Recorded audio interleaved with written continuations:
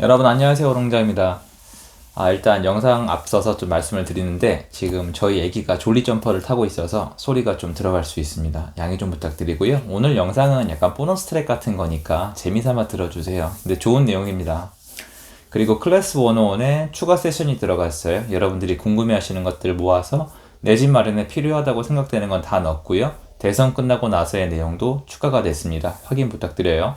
그리고 음성을 좀 개선하고 싶어서 좀 다른 시스템을 쓰고 있는데 음성이 좀 어떤지도 한번 봐주시면 감사하겠습니다.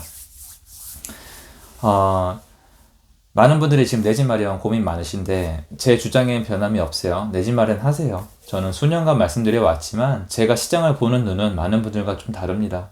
지금 뭐 인수위에다가 여러 가지 얘기가 나오고 대출에서부터 그리고 임대사업자 그리고 임대차 3법에서부터 양도세 정말 너무 많아서 벅차실 거예요. 근데 그런 거 말고 지금까지 제가 주장해왔던 거 그거가 다시 얘기하고 싶어요.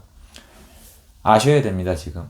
작년 9월달 이후로 제가 도와드려서 내 집 마련하신 분들 있고요. 클래스 101 통해서 내 집 마련하신 분들 감사 이메일 받고 있습니다. 그런데 제가 주변에 이런 분들을 많이 봐요. 샀는데 작년 9월달 이후로 여기 제가 제일 집중적으로 소속이 되는데 싸게 샀는데도 호가나 실거래가가 내려간 단지가 있어요. 불안해 하시는 거예요. 많이 불안해 하시더라고요. 그리고 제가 예전에 말씀드렸죠. 많이 불안해 하신다고. 창동에 집 마련하신 분이 정말 많이 좀 불안해 하셨어요. 왜냐면 자꾸 내려간다는 느낌이 드니까. 그리고 창동이나 이런 지역은 아직 많은 움직임이 없거든요. 그런데 이번에는 또 대선이 끝나고 규제가 완화된다, 분위기가 좋아진다고 하니까 급매물이 줄어들면서 또 다시 잠이 편하게 오신다는 거예요. 이러면 안 돼요. 이게 어떤 심리냐면은 여러분 세상 살다 보면 제일 안 좋은 게 뭔지 아세요? 저는 제일 안 좋은 것 중에 오늘 두 가지만 말씀을 드릴게요. 한번 들어보세요. 저도 제 인생 바꾸면서 큰 도움 됐었고요. 저도 예전에 이거 못 버리고 살았었던 건 인정합니다. 첫 번째는 뭐냐면 사람이 뭔가 받다 보면 예를 들어서 부모님 사랑이나 연인의 사랑이나 뭔가 사랑을 받다 보면 이게 당연한 줄 알아요. 이거는 여러분들은 알면서 모르는 건데 저도 지금 뭔가 놓치고 있는 게 있어요. 끝나봐야 알고 잃어봐야 안다고 하잖아요. 당연한 줄 알아요. 무슨 말이냐면 남들이 부동산 사서 돈 벌었다고 하니까 내가 사면 바로 당연히 올라갈 줄 알아요. 근데 여러분한테 이렇게 얘기하면 뭐라 하는지 아세요? 저 다 각오가 돼 있습니다. 준비가 돼 있습니다. 알고 있습니다라고 하지만 막상 뭔가 같이 한 다음에 과정을 지켜보면 이게 흔들리거든요. 흔들리는데 제가 말씀드린 건 흔들리더라도 다시 올라갈 수밖에 없다는 주장을 드린 건데 흔들리는 과정에서 영락 없이 제가 예측하는 반응이 오시는 분들이 있어요. 당연히 올라가는 건 없고 사자마자 올라가야 되는 법칙도 없고 그렇게 되지도 않아요. 여러분 예전에 저는 이제 나이가 좀 있으니까 젊으신 분들 우리 젊은 피인분들 연애 많이 하시잖아요. 연애하면은 상대방이 연애를 하는데 내가 뭘 해줘도 당연한 줄 알아. 뭐 애착을 그러니까 예를 들어서 뭐 서로 뭐 자동차를 좀 태워주려고 하면은 차에 물만 넣으면 가는 줄 알고 데이트할 때 얘가 내는 게 당연한 줄 알고 집에 데려다 주는 게 당연한 줄 알고 이러면 좋을 때야 좋죠. 젊으니까. 근데 오래 갑니까? 그리고 그분이랑 결혼할 수 있으세요? 제가 미리 팁을 드릴까요? 결혼하면 진짜 생고생합니다. 각오돼 있으면 하세요. 그렇게 뭔가 당연한 줄 알고 감사할 줄 모르고 그냥 당연히 가만히 있으면 되는 줄 아는 분들은 나중에 안 돼요. 부동산도 똑같아요. 부동산이요 여러분 내려가기도 하고요. 내려가는 게 문제가 아니라 매도도 안 되고 전세도 안 나고 이런 힘든 기간이 있어요. 제가 이래 보이는 분들이 많을 거예요. 지난 5년 동안 부동산이 올랐으니까 사기만 하면 된다. 사면 대박 난다. 이런 주장을 하는 것처럼 보일 수 있는 거 알아요. 근데 그건 여러분의 지식이 부족하기 때문이고요. 부동산 하면서 저 정말 고생 많이 했습니다. 잠 못 잔 날 셀 수도 없고요. 살도 쭉쭉 빠져봤고 보시면 아직도 얼굴이 가끔 뒤집어지고요. 병도 많이 났었어요. 생병 납니다. 2번 정도는 망할 뻔했었어요. 정말 저 망하는 줄 알았습니다. 그게 어떤 심정인지 혹시 아세요? 정말 죄송한 얘기인데 제 옛날 경험을 그대로 말씀드리면 직장인들은 절대 감히 꿈도 꿀 수 없는 느낌을 받게 되세요. 그냥 망하는 게 아니라 빚을 떠안고 망하는 거예요. 직장에서 그게 가능합니까? 저 직장생활 했었습니다. 당연하다고 생각하지 마세요. 당연히 월급은 나오는 거고 휴일은 당연히 쉬는 거고 난 휴가를 여름에 당연히 가는 거고 회사에서도 이런 건 당연한 거고 부동산 시장에 그런 거 없어요. 무조건 올라가는 거 없어요 여러분. 그럼에도 불구하고 제 주장을 말씀드릴 때는 전 그만큼 많이 고민을 하고 책임감을 느끼면서 말씀드리는 게 맞아요. 근데 작년 9월달 이후로 내 집 마련하신 분들이 있잖아요. 특히 저랑 같이 제 클래스 101 듣고 하신 분들이 있잖아요. 너무 걱정하지 마세요. 당연하다는 뜻이 아니에요. 제 강의 내용 어디에 당연히 계속 올라간다고 말씀을 드렸어요. 시장 요소에 대해서 말씀을 드렸고, 그런 요소의 움직임이 앞으로 시장에 어떻게 반영될 건지 과거 사례를 적용을 시켜서 설명을 드린 거잖아요. 여러분 지금 뭐 인수위가 들어오고 임대차 3법을 없애고 다주택자를 양성하고 되게 혼란스러우시죠? 어떻게 된다 저렇게 된다 말이 많으시죠? 지금 그거 중요한 게 아니잖아요. 뭐가 중요합니까? 수요와 공급이잖아요. 인수위가 무슨 난리를 떨더라도 지금 당장 올해랑 내년에 수도권에 공급이 부족한 건 절대 부정할 수 없어요. 공급이 있는 건 인천밖에 없습니다. 그 와중에 2023년도 하반기에 있었던 서울 입주들이 불안불안해하고 벌써 빵꾸 나기 시작을 했습니다. 그럼 이때 공급을 퍼부어야 돼요. 그럼 쉽게 얘기합시다, 여러분.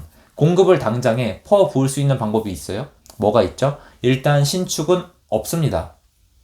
서울 신축은 역대급 최하예요. 올해랑 내년은 서울 입주량은 망한 겁니다. 특히 이제 4월달부터 펼쳐지는데요. 3, 4월달부터 고비인데 이제 앞으로 펼쳐집니다.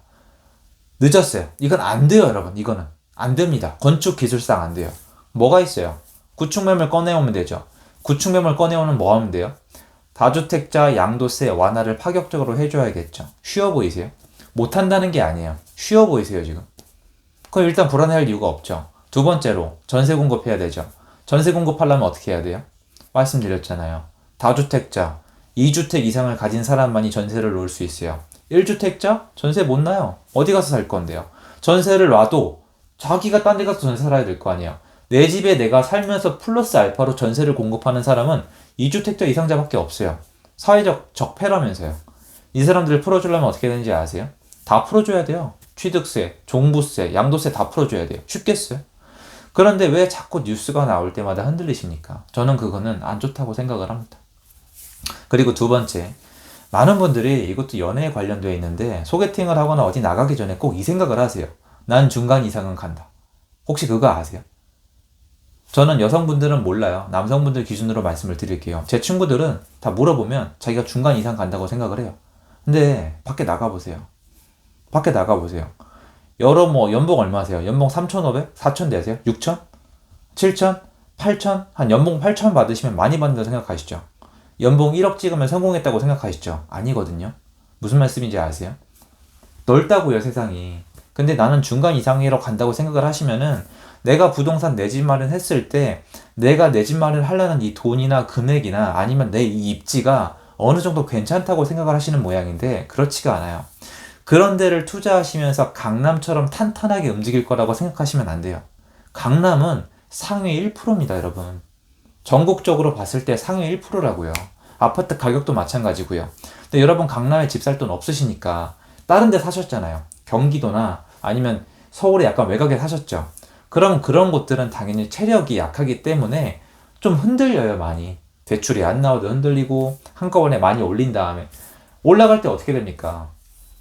여러분 만약에 어떤 지역이 급등을 하잖아요. 급등을 하게 되면은 이게 다 팔려서 올라가는 게 아니에요. 부동산은 특이한 움직임이 있는데 올라갈 때 매물을 다 걷어들여요. 제가 매물을 내놨는데 가격이 올라가잖아요. 그럼 매물을 걷어들여요. 그럼 올라가죠. 그런데 어차피 팔 사람이거든요. 그럼 얘네가 어떻게 움직이는지 아세요? 다 올라갈 때까지 지켜보다가 더 이상 안 올라갈 것 같으면 다 내놔요. 그럼 그때 매물이 적체가 되죠. 그래서 떨어지는 건데 지금 그 절대 개수량을 봤을 때 적어요. 그런 식으로 다운되는 향이. 그래서 한동안 급등했던 경기 외곽이랑 서울 외곽은 지금 힘든 시간을 보내고 있는 게 맞는데 힘든 시간 치고는 상태가 너무 멀쩡해요. 서울 한 달 거래량이 1,000건이 될까 말까 안 된다는 얘기가 나오는 상태에서 지속적인 하락이 아니라 뜨문뜨문 하락과 상승을 반복하고 있는 모습을 보면 신기할 정도예요. 그래서 내 집 마련하시는 분들은 어느 정도 공부는 해봐야 되겠지만 특히 제 강의 듣고 같이 하신 분들은 저는 괜찮다라고 말씀을 드리고 싶고요. 제발 이 생각을 버리세요. 1. 당연히 올라가는 거다. 난 부동산 투자했다. 내가 사자마자 올라가는 건 당연하다. 그렇게 생각하시잖아요. 말로는 안 그렇다고 하면서. 그럼 내려갔을 때 왜 불안해하세요? 장기적으로 제 수업을 들었으면 그 마인드가 있을 거 아니에요. 저와 같은. 그럼 상관이 없죠. 그리고 두 번째, 여러분이 산 곳은 강남이 아니에요. 내가 뭔가 했을 때는 중간 이상은 했다라고 생각할 수가 있지만 그렇지가 않아요. 시장에서는 여러 사람이 있지만 골라 사는데 여러분이 지금 택하는 곳들은 특히 젊은 분들이라면 중간이나 중간 이하일 가능성이 높아요. 좋은 입지는 너무 비싸서 못 사잖아요. 그러니까 빨리빨리 모아서 투자를 하든 뭘 하든 상급지로 갈아타자고요. 작년 9월달 이후로도 여러분 강남 3구나 주요 지역 샀으면은 신고가 빵빵 찍었어요. 그게 왜 그런지 아세요? 수요가 그만큼 많거든요. 그리고 어차피 대출 규제에 대한 적용을 받기에는 예전에 한번 적응을 했거든요. 플러스 알파로 뭐가 도와줬습니까? 토지거래 허가제가 또 도와줬잖아요. 그러니까 좋은 데 가려면 빨리 올라가야 되니까 내가 현실에서 어떤 위치에 있는지 보셔야 되는데 지금 내 집 마련하시는 분들은 대개 중위권이나 중하위권이에요. 알아두셔야 되고요. 당연히 흔들림 있을 수 있는 지역들이고요. 그리고 무조건 올라가는 제한은 없습니다. 이 마인드를 버리고 수요와 공급, 앞으로 시장이 어떻게 될지, 내 집 마련하는 게 좋을지 안 좋을지, 내가 어떤 선택을 할지 여기에 더 고민을 하셨으면 좋겠습니다. 제가 그렇게 고민하시는 모습 볼 때마다 답답하거든요. 완벽한 건 없어요. 완벽을 바라는 순간 사기꾼이 다가와 있을 겁니다. 완벽을 버리시고요. 선택의 영역임을 인정하세요. 여러분 응원하고요. 전 내 집 마련 하셨으면 좋겠습니다. 제 영상 여기까지고요. 늦은 시간에 들어주셔서 감사합니다. 들어가십시오. 감사합니다.